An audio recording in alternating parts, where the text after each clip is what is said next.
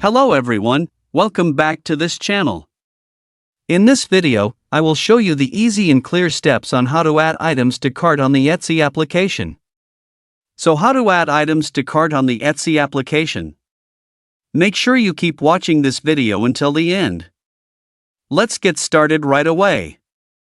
Firstly, open the Etsy Store app on your Android device.